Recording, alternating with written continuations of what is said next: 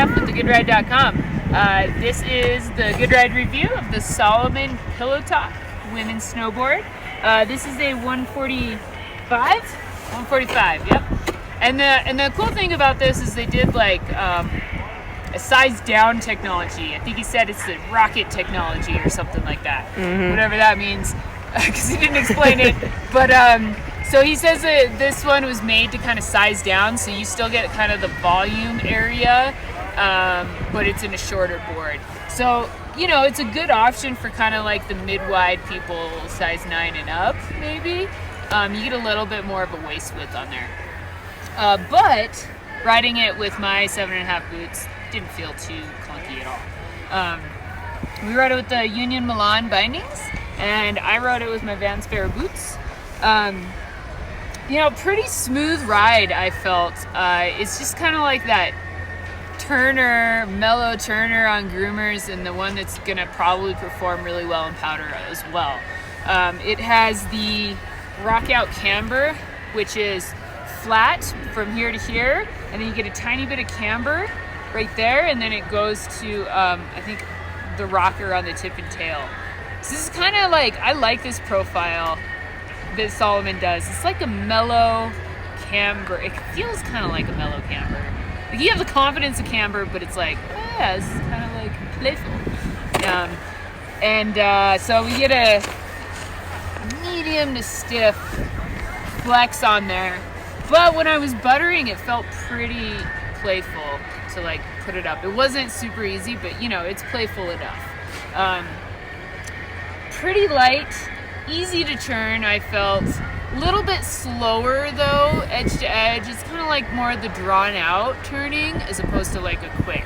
Yeah. Is that what you felt? Yeah, I felt that too. Yeah, I wanted to have like a long turn. Yeah, it's more of like the cruising down the mountain. You're not like that. But you know, switch felt fine on it too. It kind of feels to me more like a twin board underfoot, but then you get the benefits of the, you know, bigger nose, and it's tapered. So you can see, yeah, you can kind of tell like how much extra board you have here as opposed to on that binding there. Yeah. You know, so you do get the taper, which means it's going to perform well in powder, and